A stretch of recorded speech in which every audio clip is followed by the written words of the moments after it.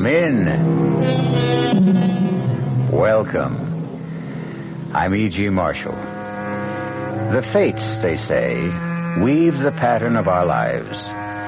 Some there are who believe that whatever happens to us is destined so to be, while others talk of free will. However it may be, certainly there is one element that touches all our lives, the element of the unexpected.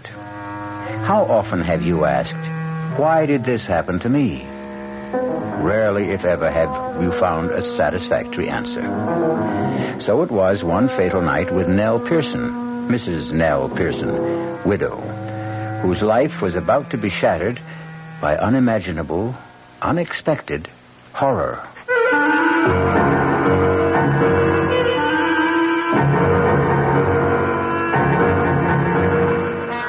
Our mystery drama, The Lodger, was written especially for the Mystery Theater by George Lothar and stars Kim Hunter.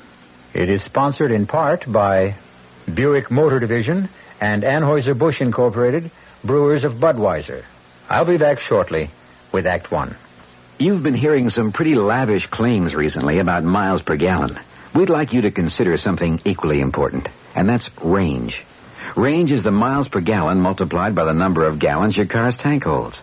Range is what makes the Buick Apollo such a special small car. It comes from coupling the Apollo's economical 6-cylinder engine with a standard 21-gallon tank. It holds a lot, but it doesn't use a lot. Look into the Apollo. It's the Buick of small cars. Hello, this is Goldilocks. It seems like only yesterday that I was a little girl tasting porridge. You know, this one's too hot. This one's too cold. And now I conduct taste tests on diet drinks. And there's one I must tell you about. Sugar-free diet 7-Up. It has a fresh, natural, delicious taste. It drives my taste-o-meter crazy. Sugar-free diet 7-Up. This one's just right. Dreaming about becoming richer? Why not wake up richer every day? At Suburban Savings in North Jersey, getting richer is an everyday reality, because Suburban has put into effect higher effective returns. Suburban's limited issue 7.50% savings certificate has an annual effective yield of 7.90%. And Suburban guarantees it from 4 to 10 years with a minimum investment of $2,500. You'll sleep a lot more soundly knowing your savings are earning more money at Suburban Savings.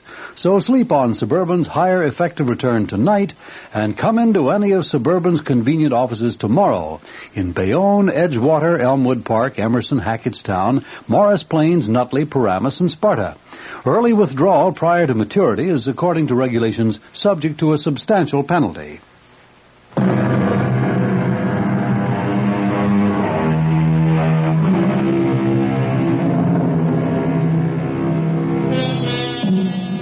The fates brought unexpected horror that night to Nell Pearson's house on 9th Street, where she rented rooms. Yet one wonders, was it altogether unexpected? Could the frightful things that happened have been avoided had she been more alert, say, more sensitive to warnings of impending tragedy? No matter now. What matters is that earlier that day, in the afternoon, she had no idea that death, in its most grisly form, was shortly to enter her house. Oh, my goodness, Mrs. Pearson. Oh, my goodness. What is it, Miss May? The headlines, look. Ripper strikes again. Oh, good heavens, that's awful, perfectly awful. Read it, Mrs. Pearson, read it. I am. No, out loud. I mean, I want to hear. But you just finished reading. Well, all right. The Ripper claimed another victim last night. Thursday night. He always kills on a Thursday. This time, another attractive widow, Mrs. Henry Dodd. Always a widow, always a widow. Miss Mapes, please. The body, gruesomely slashed and mutilated, was discovered by a neighbor who, hearing Mrs. Dodd's hysterical screams, rushed to her apartment.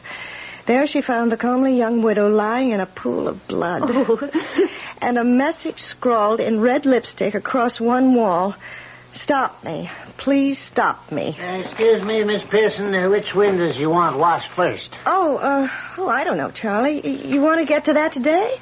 Well, it's kind of warm out. I thought it'd be a good time to get started on them. Well, you decide, Charlie. Suit yourself. There's been another one, Charlie. Another what, Miss Mapes? Murder by the Ripper. Another widow, like always. You don't say. That makes a fifth, don't it? The fifth in 5 weeks. One a week for the past 5 weeks. And always on a Thursday night between 11 and 12. And always a widow. Oh, I better change my night out. What do you mean, Charlie? Yeah, well, Thursday's my night out, and you're a widow, Miss Pearson. You never know. The police might start putting two and two together. Oh, Charlie, you and your jokes. I don't think that one's particularly funny. I'm sorry, Miss Pearson. I was just funning, that's all. Well, take your fun out on those windows. All right, getting right to it, Miss Pearson. I'm getting right to it. Maybe he wasn't joking, Charlie.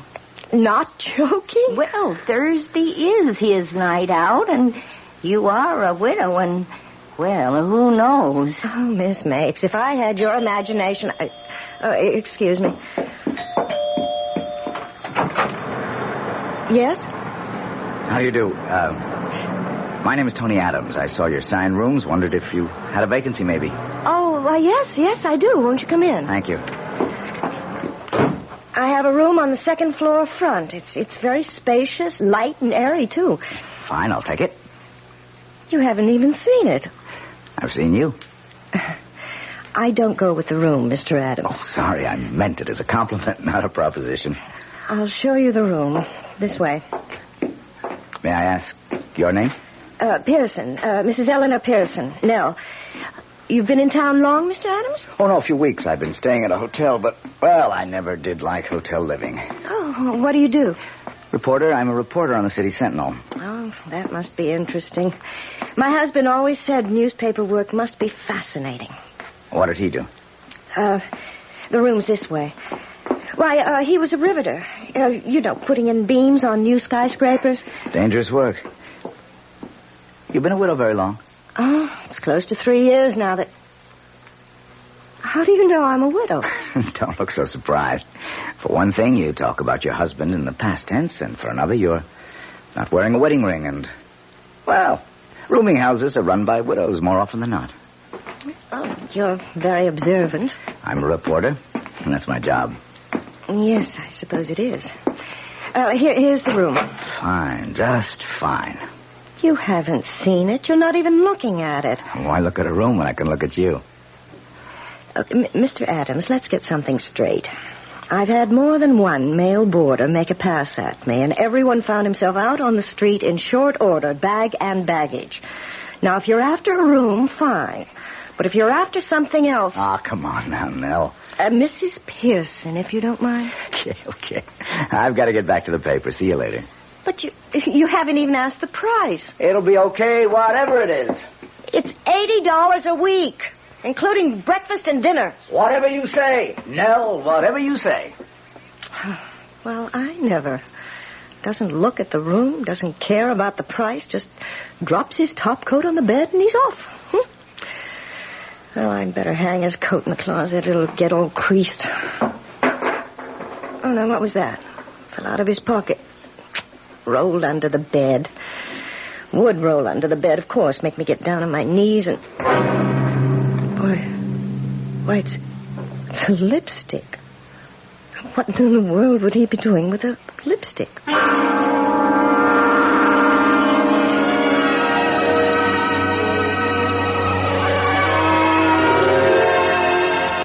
Oh, now why did you go and turn the TV set off, Charlie? You know I like to see who played what. Oh, I'm sorry, Miss Mapes. I forgot. Pretty good movie, huh? Oh, it was all right. You like it, Miss Pearson? What? What'd you say, Charlie? Well, just asked if you liked the movie. How could she? She didn't even see it. Of course I did. Well, you may have been looking at it for 2 hours, Mrs. Pearson, but you certainly weren't seeing it. You were thinking of something else. Well, I saw it, and I liked it. Oh, 10:30. Well, I'm off to bed. Oh, by the way, I finished the window washing today, Miss Pearson. Oh, good. I'm glad they only got to be washed twice a year. It's a big job. It took a whole week. Well, good night. Night. Good night, Charlie. Mrs. Pearson, now I'm not one to pry, but why don't you tell me what's bothering you? Bothering me? Now, you know something is been bothering you since that Mr. Adams arrived. Now, when was it now? This is Thursday, and he took the second floor front Friday it was. Mm-hmm. Now, I'll tell you something. You haven't been the same since. Oh, it's nothing, Miss Mapes. Nothing at all. Now, you don't fool me. Something's worrying you. I know it is. Oh, I might as well tell you. It's this. What? Well, it's a lipstick. Why should a lipstick upset you? Well, it was in his pocket the day he arrived. His topcoat pocket. It fell out when I picked the coat up. So? It's the same color, mandarin scarlet. The Ripper uses to scrawl those awful messages with. Oh, and you think... Oh, you don't think he's the Ripper? Oh, no. Of course not. Well, then why the worry? I don't know. It just bothers me a little, that's all. And now, if you're all that worried, you could... maybe you did check on him? Check on him? Well, find out if he really does work for the City Sentinel and like that. You could call the paper. Oh, I'm just being silly, that's all. Of course you are. Mountains out of molehills. Well, I'm off for bed. Oh, are you sleeping better since we exchanged rooms? You've no idea. The traffic isn't anywhere near so loud. But what about you? Oh, I don't mind it. I told you that months ago. I know, and I thank you. Stop worrying now, and... Oh, here's the lipstick. I certainly don't want it. Oh, good night. Good night, my dear. Sleep well.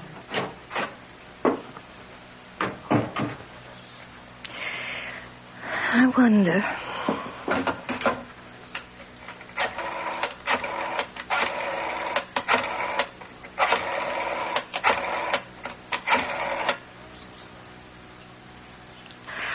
Hello? City Sentinel? I'd like to speak to Mr. Tony Adams, please. Oh, I see. I wonder if you could tell me, has he been with the Sentinel long? 6 weeks? Thank you very much. 6 weeks. It was just 6 weeks ago on a Thursday. Just 6 weeks ago today that the Ripper... Miss Mapes! Oh, my God! Charlie! Charlie, where are you? Oh, heaven help me, I'll have to go up myself. Miss Mapes! Miss Mapes! Oh, Charlie! Good Lord, Miss Pearson, was that Miss Mapes screaming? Yes. Don't hear nothing now. It came from a room. Oh, Charlie, I don't dare open the door. Yeah, well, I guess I'll have to then. Yeah. Oh, no.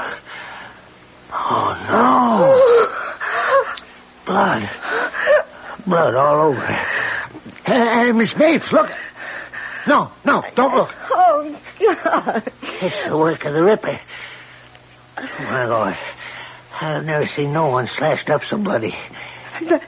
The mirror. Charlie, look at the mirror. Words scrawled in red. Lipstick. Mandarin scarlet lipstick. Stop me before I kill again. They must stop him. Let's get right down to the living room and phone the police. Yes. The front door at this hour? I'll go. Oh, Mr. Adams. Hello, Charlie. Sorry I bothered you. Forgot my key. Hello, Nell. Oh, excuse me, Mrs. Pearson. I know. Why the stairs? Can't be the first roomer who forgot his key. Mr. Adams. Oh, my Lord, Mr. Adams. What is it? Upstairs. Upstairs what? Oh, never mind. I'll see for myself. The police. Let's call them, Miss Pearson. Miss Pearson. Charlie, did you... Miss Pearson, what is it? The look on his face when he saw me standing here. Did you see the look on his face? Well, yeah. I couldn't figure why we were staring at him. He couldn't figure out how I could be standing here. Huh? What? She's been killed by the Ripper. Miss Mapes killed by the Ripper, and he always kills widows. Hey. Yeah, come to think of it, that don't make no sense. It does if you remember that we changed rooms. Miss Pearson. Miss Pearson, are you saying that the Ripper mistook Miss Mapes for you? Oh, I'm the only widow in this house, Charlie. Come on, let's call the cops. Yeah, operator, the police. Give me the police. Put that phone down, Charlie. Mr. Adams, what do you... Give me the phone. Charlie, no, the police. Yeah. Hello, this is Give Charlie. me that phone.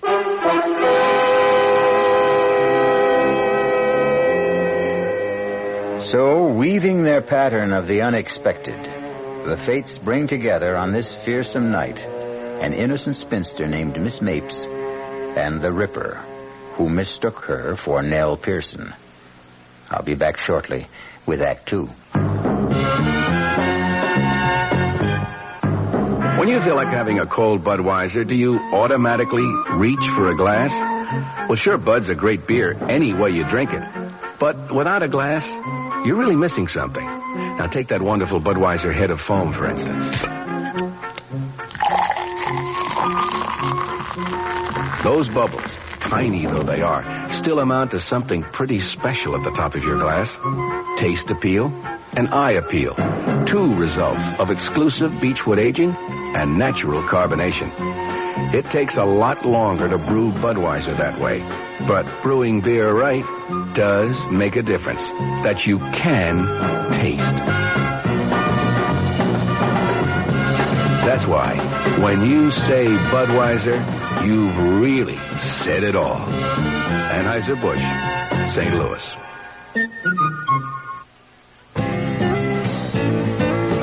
Hey, Mom, what's for dinner? Hey, Mom, what you got?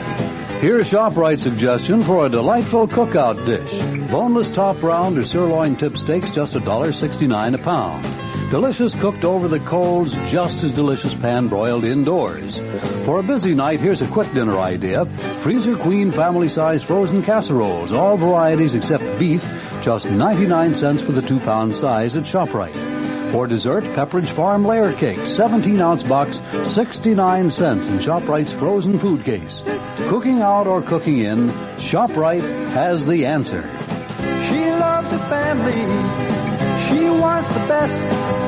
She does all that she can do. She lets ShopRite do the rest. Hey, Ma, what's for dinner? ShopRite has the answer. Guess I ought to call old Blowhard Gildersleeve to tell him about my new radio show. Wait till he hears that his old pal Fibber McGee's got a new radio program. That'll really burn him up, the old goat. When he finds out I'm going to play some great old radio shows like Ed Wynn, Mr. District Attorney, even Bob Hope, old Gildy'll bust a gasket. Fibber McGee and part 4 of his special program, The Good Old Days of Radio, will be heard tonight at 9 o'clock right here over WOR Radio, the Talk of New York.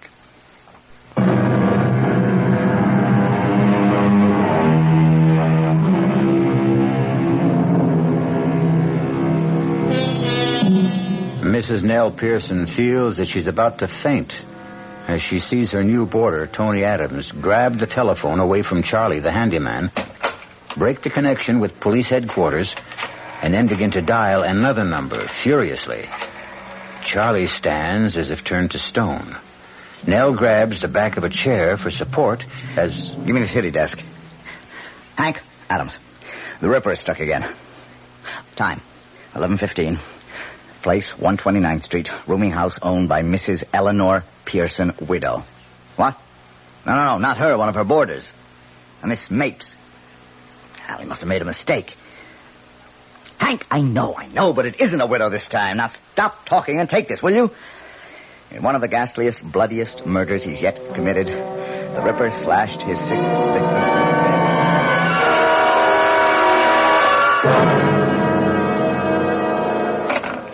Sorry, I had to grab the phone out of your hand, Charlie, but a scoop's a scoop. Yeah, sure. Now, give me your stories.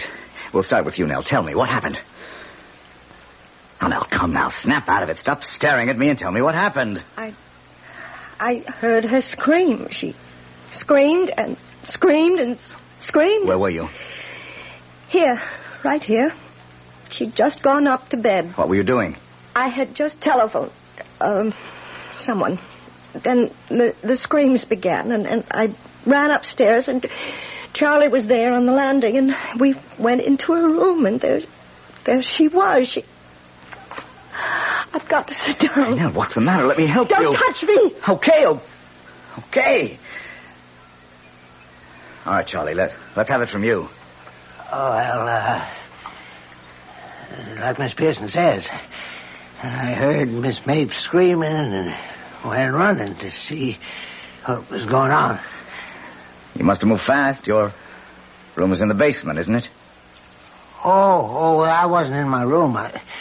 I was in Miss Pearson's room just across from Miss Mapes. What were you doing in Mrs. Pearson's room? Yes, what were you doing there? You remember when you changed rooms with Miss Mapes a couple of days ago? Yes. And there was that leak in the bathroom when I fixed it? Yes. Right. Just went up to check on it, is all. I didn't know you changed rooms, Nell. No, you didn't, did you? That would account for... Why don't you say it? The Ripper mistook Miss Mapes for me because he didn't know about the change of rooms. You were lucky now. Very. This time. Now, please, Mrs. Pearson, we're here to help you at police headquarters. And I understand why you're worried. It is possible the Ripper mistook Miss Mapes for you. He did. Yes, but now there seems to be something else on your mind. Something to do with, one of your boarders, you say? His name is Tony Adams. He's a reporter on the City Sentinel. Well, he rented a room at my place just a week ago today. That was the day after the last murder. Yes, I know. Well, after he rented the room, he left to go to the newspaper, and I picked up his top coat to hang it in the closet, and this fell out. A lipstick? Yes. Mandarin scarlet. The same color the Ripper uses. To scrawl those horrible messages like last night on the wall of Miss Mapes' room. Well, it seems to me you're letting your fears run away with you, building up a case in your mind. Well, what about last night? He just happened to come home minutes after the murder, he says. And you think... I think he was lying. I think he killed Miss Mapes, left by the fire escape at the end of the second-floor corridor, and then pretended he'd just arrived home. Claimed he'd forgotten his key, so he'd have a witness to prove an alibi if he needed one. Well, it's clever thinking, if that's so. He's a clever man. Believe me, he is. And I'm afraid of him, Lieutenant. Terribly afraid. Mm-hmm. Well, I'll tell you what. The managing editor of the Sentinel's a good friend of mine. Let me just give him a ring and check on this Tony Adams.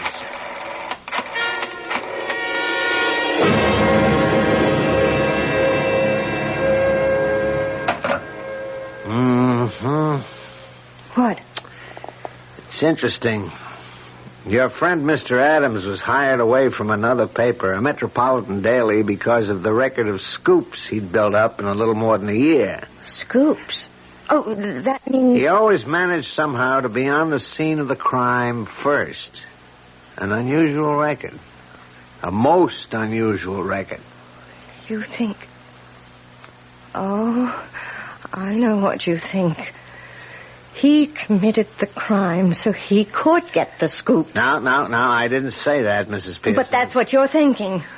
Well, either he's a remarkable police reporter or... Or he's the Ripper. Lieutenant, I want protection. You've got to protect me. I want a policeman in my house night and day until that Ripper is caught. Tell me, do you have a room available in your house?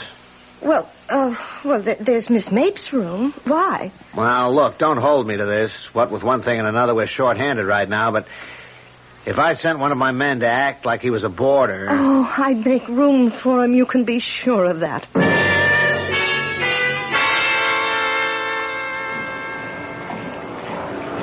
Oh, Nell. Charlie said I'd find you down here in the laundry room. Oh, what is it, Mr. Adams? What do you want?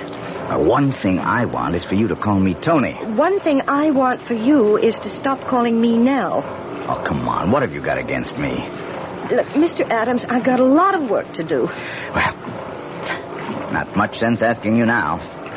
What is it? Why, well, I was going to ask if you'd like to go to the movies with me. I figured that'd be your answer. What other answer would you expect? There was a murder in this house last night, a gruesome murder.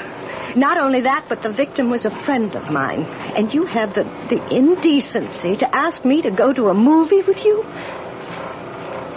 Yeah, I guess you could look at it that way, only... Look, I wish we could be friendlier, that's all. I'll level with you now. Excuse me, Mrs. Pearson. I've been thinking of settling down for some time now. So I've been looking around, you know, keeping my eyes open. And the minute they fell on you, Mrs. Pearson. Oh, no, damn it, Nell, listen to me. Take your hands off me. I don't call laying my hands on your arm exactly putting my hands on you. Don't touch me. Don't even touch me. What is it with you? Well, don't just stand there looking at me. What is it? I just want to be left alone. You just want to be left alone, or you just want to be left alone by me? Answer me. By you. Sorry. I won't trouble you again. Good night. What are you doing there? Charlie. I come down to tell you there's somebody upstairs looking for a room. Man or woman? Man. Oh, well, if you'll excuse me, Mr. Adams. How long were you standing there, Charlie? Me? I just come down. Why? Nothing, Charlie. Nothing.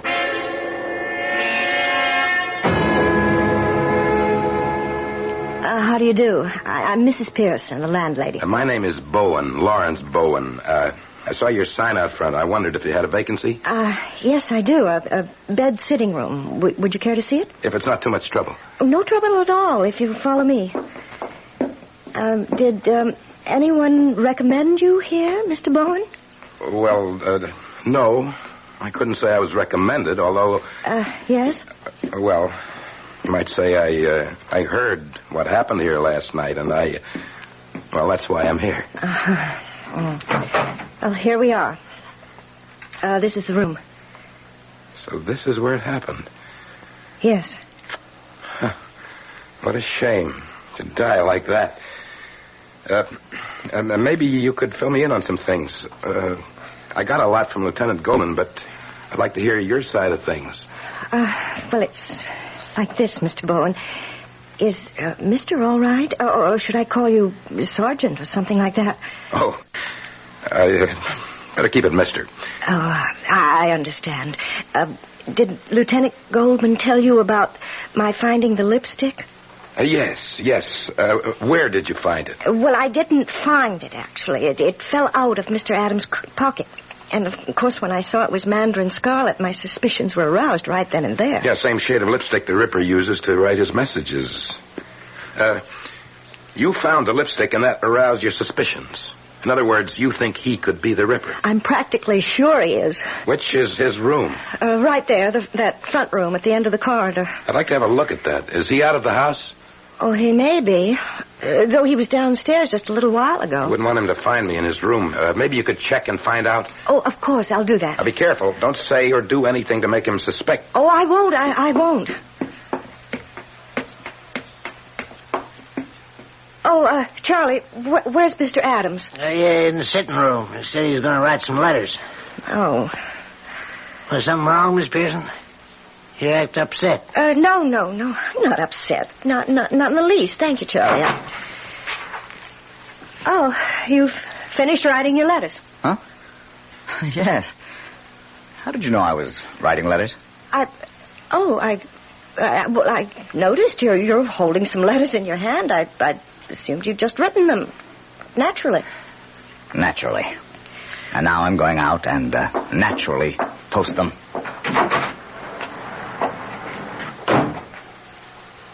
Say, what's, that's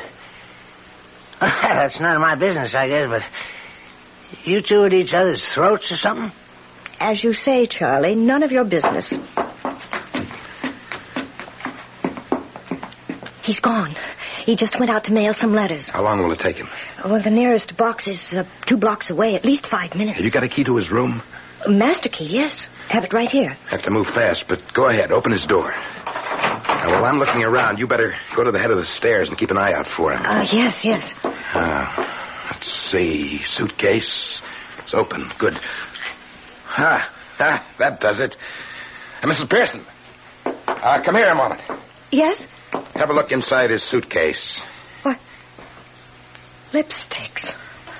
3, 4, 6 of them. And all of them mandarin scarlet. Then I was right. You were more than right. You were smack on target. And look here, under these shirts. I got a knife. A long knife. Butcher's knife, Mrs. Pearson. The knife, I'm sure, that was used on all 6 victims. Lord be with us. What are you going to do? For the moment, nothing.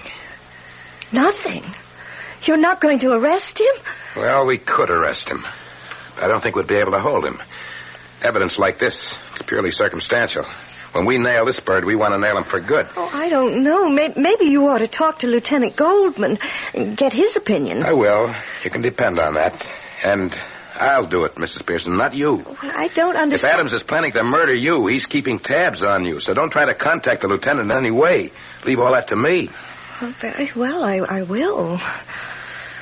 Oh, Mr. Bowen, I can't tell you how glad I am you're here. There's no question about it now. He is the Ripper. He is planning to kill me. Well, he won't. I'll see to that. And that's a promise.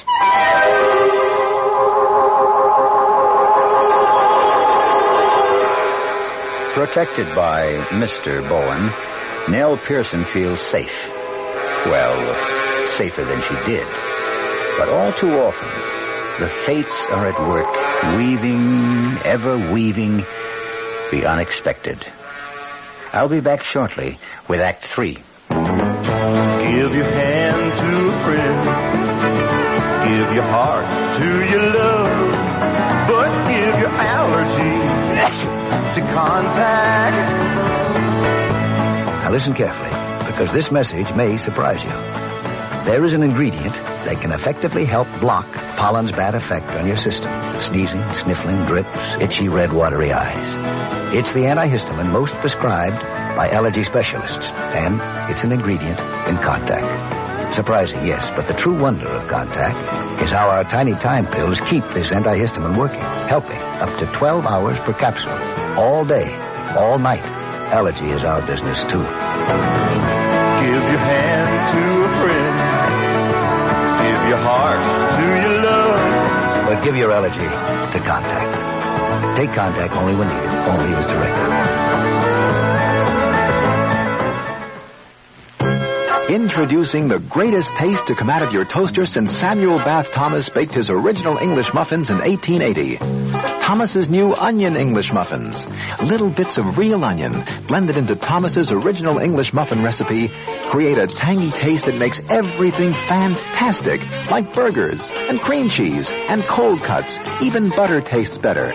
Thomas's new onion English muffins. The greatest new taste since 1880. Thomas's promises. Hey, Pat, how tall do you think she is? 300 feet if she's an inch, Luigi, and a fine lady she is. The year 1886. While most New Yorkers were enjoying their first look at the Statue of Liberty, a few were enjoying their first taste of Thomas's bread and discovering it was every bit as delicious as Thomas's English muffins. Today, there's still never been a lady to equal the lady, or a bread to equal Thomas's protein, whole wheat, and white bread. Thomas's promises. It's bitter. It's sweet. It's bitter. It's sweet. It's bitter. It's sweet, Marcello. Well, maybe it's a bit sweet, Sophia. On second thought, I love its bitterness. Punta Mes. Is it bitter? Is it sweet? People have been arguing about it since 1786. Punta Mes, a lovely before lunch or dinner drink from Italy. On the rocks or with soda and a slice of orange. Punta Mes, capital P-U-N-T, little e, capital M-E-S. It's bitter. It's sweet. It's bitter. It's sweet. It's bitter. It's sweet. All right, Sophia, it's bitter. No, my darling, let's just say it's bittersweet. Like life, like love, like marriage, Italian style. Punta Mes. Punta Mes. Imported by Caroline Importers Limited, New York, New York.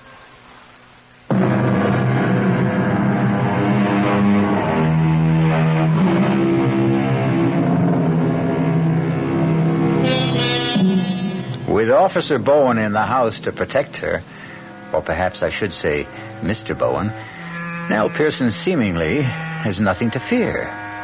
But note that I say seemingly. And having noticed it, let's move on, you and I, to the dining room in Mrs. Pearson's rooming house some days later. In fact, the evening of the following Thursday. Delicious meal, Mrs. Pearson. As always. Thank you, Mr. Bowen.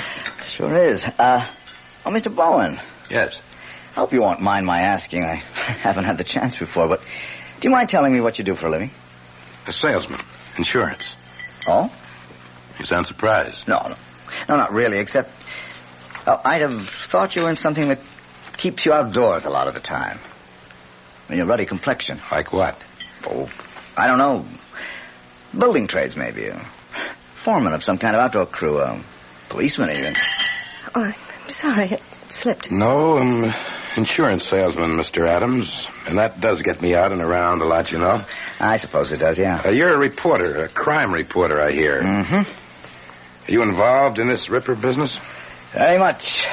Been involved in nothing else since I came here to join the Sentinel. Do you, or do the police, have any idea what he's like, the kind of man he is? What makes him commit these terrible murders? Well, we do and we don't. Well, what I mean, everything we know is conjecture, theory. No one has ever laid eyes on him, except his victims, of course, so we can't be sure that the picture we've built up is close to the truth or not. Still, it ought to be fairly accurate as far as it goes. Well, how far does it go? I mean, what is your picture of him? Well, we estimate he's between 5'11" and 6 feet. We get that from the height of his victims and the downward direction of some of the knife thrusts. Must we talk about the Ripper at the dinner table? Oh, I'm sorry, but Mr. Bowen asked. And... Well, there must be something else you can talk about. After all, there has been a murder in this house, and it was the Ripper, and this is Thursday, and the night that he commits these terrible crimes, and... Well, really? Oh, Nell, I am sorry. Me too, Mrs. Pearson. I'm awfully sorry. It's all right. Just stop talking about it. I certainly won't. It is Thursday night, and that means I've got to stake myself out at police headquarters. Want to be right in the scene, is that it? I'm always on the scene, Mr. Bowen. It's my job.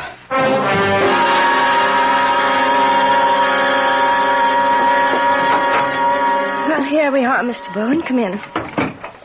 Well, now, this is very nice. Very comfortable, Mrs. Pearson. I can't understand why Miss Mapes, poor woman, wanted to change rooms with you. Well, the noise of the traffic bothered her.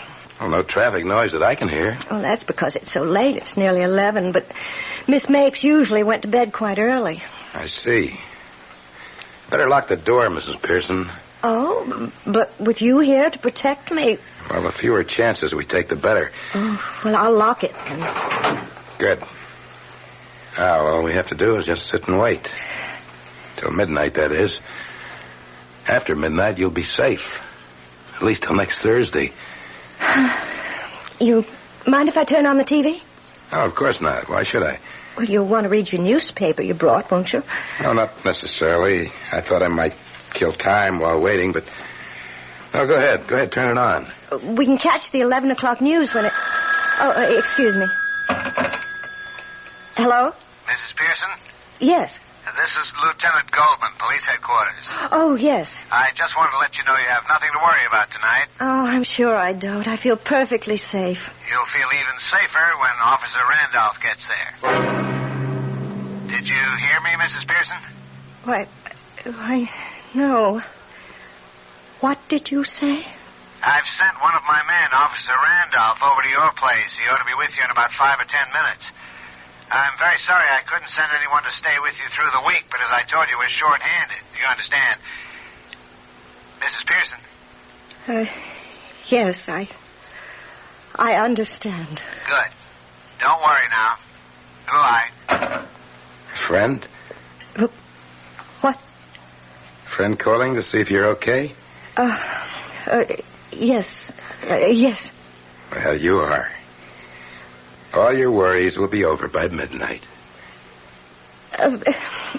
Would you like something to drink? Oh, no. I'd like a cup of coffee myself. I'll just run down to the kitchen. No. I can't take a chance of letting you out of my sight, Mrs. Pearson. Not now. It's 11 o'clock.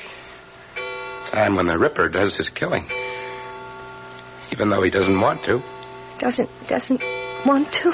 No, he doesn't want to kill. He has to. How do you know? Why else would he scrawl those messages? Please stop me. Don't let me kill again. Always with the same kind of lipstick, Mandarin Scarlet. And why a lipstick? One of these. Why one of these? You're...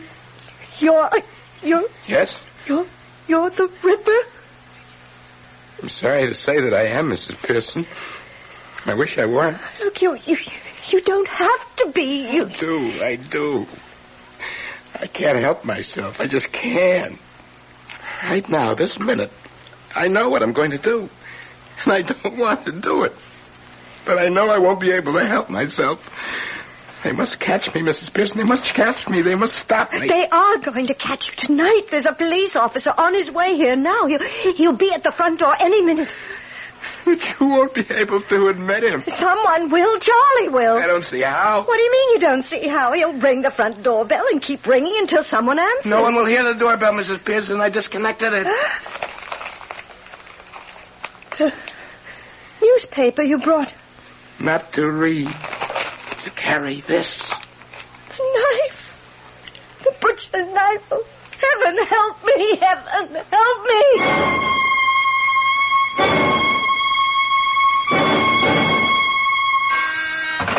Goldman. Yes, send him in. Come in, Adam. Got a message you wanted to see me when I came in. Yeah. Coffee? Never turn it down. I just wanted to let you know I assigned a man to stay with Mrs. Pearson between 11 and midnight, and another hour or so after that, just to be sure. Thanks a heap, Lieutenant. I appreciate that. I think you're more worried about her than she was about herself. Well, to tell you the truth, I'd have stayed with her myself if I didn't have to cover headquarters. And if she'd have let me. Let you?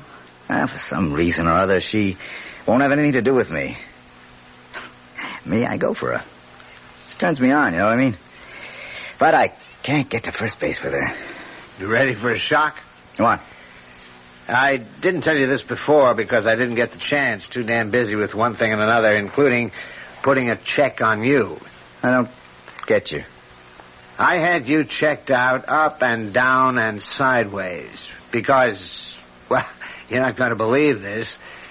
Mrs. Pearson was convinced you were the Ripper.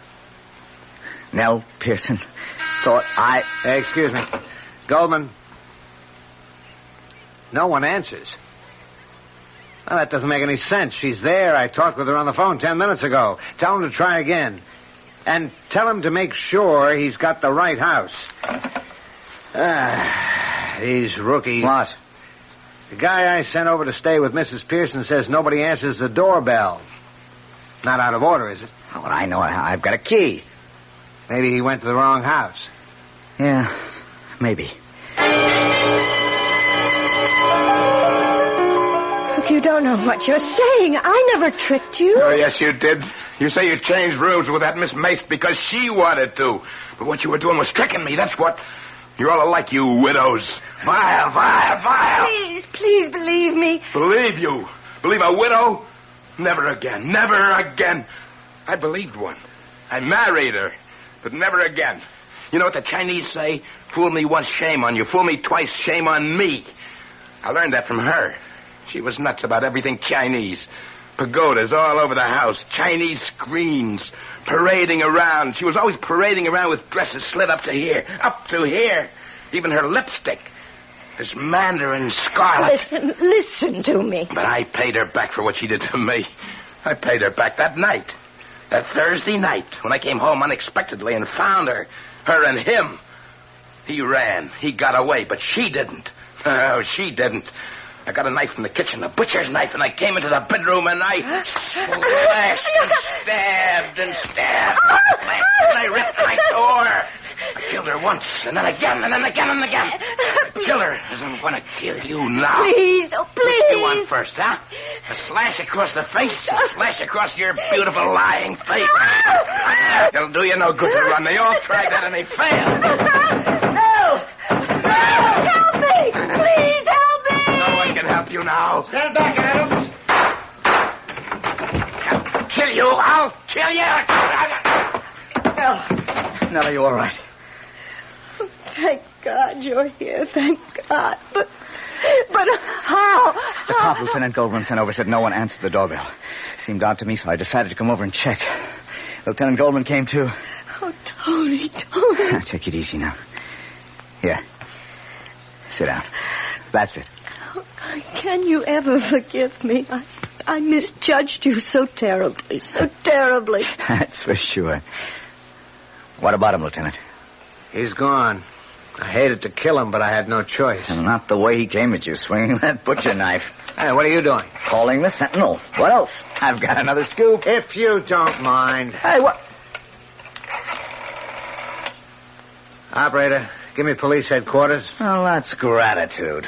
I lead you to the Ripper, and you swindle me out of my scoop. You'll get your scoop. And the way Mrs. Pearson is looking at you, I'll say you get another. Hello, this is Goldman. Give me homicide. Well, I know. What? Chief. Tony? This is Lieutenant You Goldman. know I've been crazy about you since I laid eyes on you. Yeah. You do know that. Yes. No, he's dead. Yes, I guess I do. Had to kill him. Well, look, that movie I asked you to go to, they've held it over another week. Okay. Will you go with me some night? I'd love to. Anytime. Any night. But Thursday.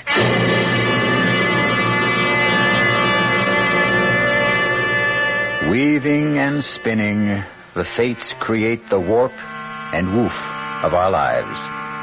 And always through the pattern runs the scarlet thread of the unexpected. Sometimes for good, sometimes for evil. And make no mistake, as the unexpected awaited Nell Pearson, so it awaits you.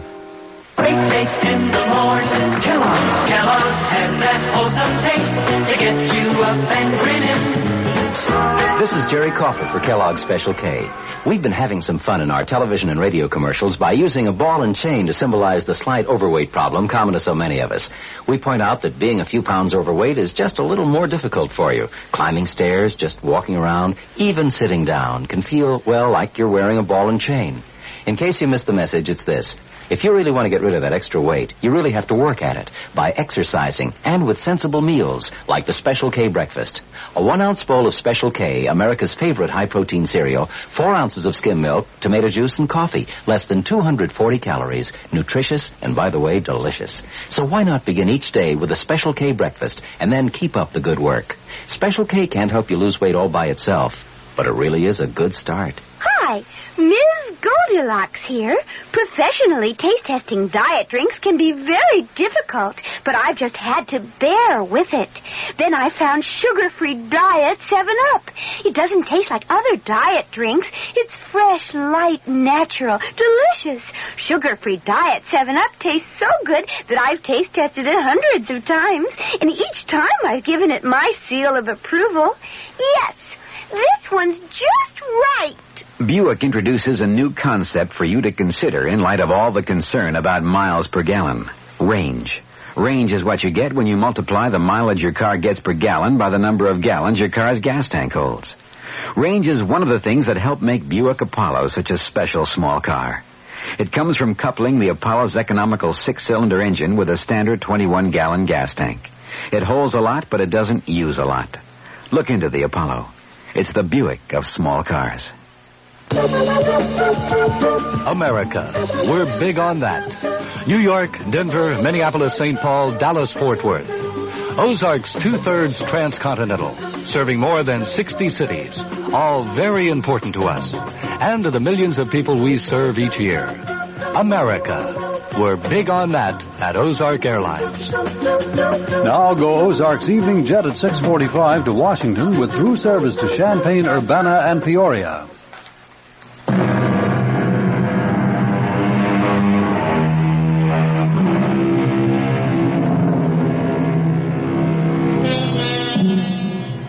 I'm sure you'll want to know that Nell and Tony are married now. Tony's on his way to becoming managing editor of the Sentinel. And Nell on her way to becoming a mother. And so the fates weave a happy ending. For once. Our cast included Kim Hunter, Michael Wager, Robert Dryden, Mary Jane Higby, and Joe Julian. The entire production was under the direction of Hyman Brown. Radio Mystery Theater was sponsored in part by the Kellogg Company, makers of Kellogg's Special K cereal, new sugar-free diet 7-Up, and Contact, the 12-hour allergy capsule. This is E.G. Marshall inviting you to return to our Mystery Theater for another adventure in the macabre. Until next time, pleasant dreams.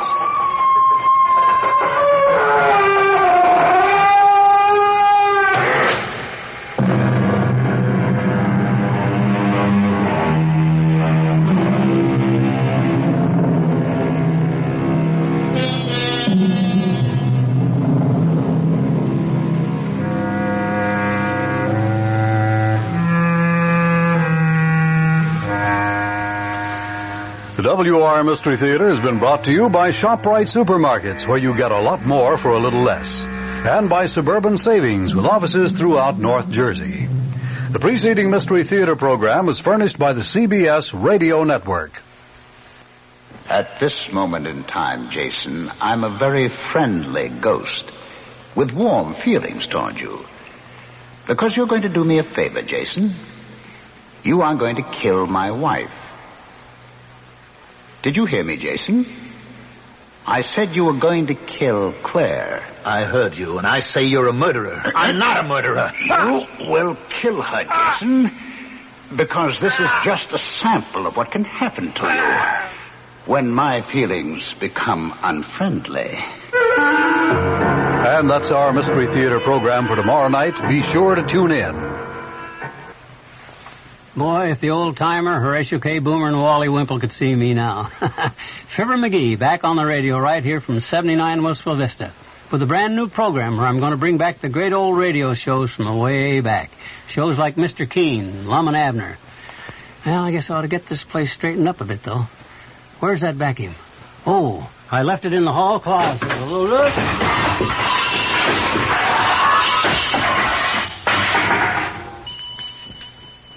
Gangbusters, Duffy's Tavern, Mr. District Attorney are just some of the highlights of Fibber McGee's special program, The Good Old Days of Radio, tonight at 9:05 right here on WOR. I'm Fulton Lewis in the Mutual Broadcasting System studios in Washington, D.C. Now, my commentary. President Nixon, it appears, will continue to take his case to the public at large, thereby hoping to head off any impeachment drives that may develop on Capitol Hill. The posture of the White House, the president's official family, has been decidedly defensive these past few days. Repeatedly, White House officials have been asserting that Mr. Nixon is not going to quit. Those assertions being, of course, in response to calls from a growing number of congressional Republicans for the president's resignation. When charges of a specific nature have been leveled at Mr. Nixon, they have been answered promptly and firmly. Just today, for example, the White House charged that there has been, in its words, a concerted effort by some sources to circulate fallacious reports that the president has used ethnic slurs in private conversations. Deputy Press Secretary Gerald Warren agreed with White House lawyer J. Fred Bushart's assertion yesterday that attempts are being made to try to poison the public's minds by charging that the slurs were deleted from the recently released Watergate transcripts. Warren today commented, We have been aware for some time of a concerted effort by some sources, whoever they are, to get this fallacious story into print. He added that several newsmen have received reports on the alleged slurs, and that it was, in Warren's words, clear to us that there was a concerted effort to get this into print, and it finally succeeded. He was referring to a story that was published Sunday in the New York Times. Publication of the charges, Warren contended, demonstrates the vindictiveness of some people that we have seen developing over the past few months, trying to discredit the president in any way possible. When asked why the White House did not release the actual sections of the tapes to support their denial that the president made ethnic slurs, Warren said that pressure for such a release of tapes is precisely what the purveyors of this sad story wanted to happen. Incidentally, my own White House sources, people who have been very, very close to the president for many years, insist that it is not only unlikely but almost inconceivable that Mr. Nixon would be guilty of making the comments which have been assessed to him by the New York Times. As one White House aide put it, the words, the references, I don't believe are even part of the president's vocabulary. His choice of language might get a little rough at times, but ethnic or religious or racial references are never incorporated into that roughness. That assessment, I might add, is very much in line with my own knowledge of Mr. Nixon, which dates back also many years. The proof of the pudding is in the eating. The proof of this pudding could well come when Peter Rodino, the chairman of the House Judiciary Committee, and Representative Hutchinson, the ranking Republican member, accept the president's invitation to personally hear the full tapes, the transcripts of which were released 2 weeks ago tomorrow. From the Mutual Studios in Washington, I'm Fulton Lewis, and that's the top of the news as it looks from here. You've been listening to the OTR Gold Network. Find more classic radio at otrgold.com.